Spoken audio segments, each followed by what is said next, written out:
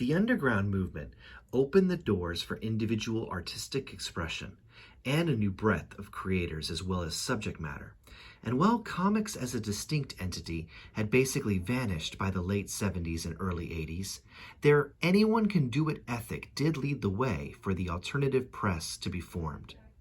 Many of the underground comics were absorbed into the newly formed independent comics marketplace, where numerous titles were published by companies rather than separate individuals. The direct market, which I will discuss in more detail in the next chapter, provided a new outlet for alternative comic books as well. Specialty shops that sold primarily comic books provided a less restrictive avenue of distribution than the newsstands did. The mini-comics community also emerged from the influence of the underground movement.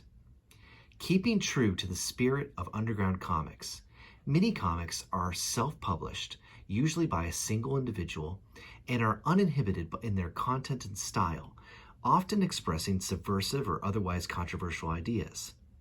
Thousands of mini-comics are available through various channels, and since they are very inexpensive to produce, most often they are drawn and printed on plain typing paper, folded either in half or in fourths, and reproduced at local copying centers, such as Kinko's.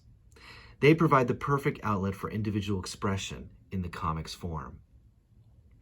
Perhaps the weakness of the underground movement was that it was exactly that, underground. The comics did not gain mass recognition in the way that mainstream comic books did, and the majority of the people buying them were already part of the counterculture, and it became a matter of preaching to the converted.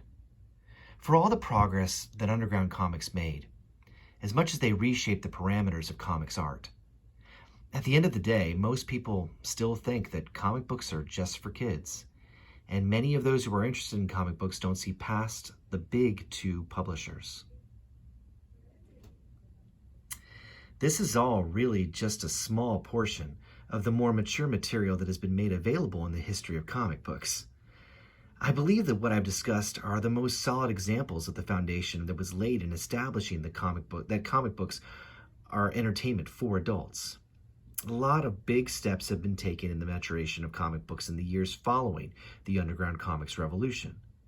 Not all of them were necessarily steps in the right direction, but they all had a significant impact on the development of the industry. I'll be discussing these starting with the next chapter.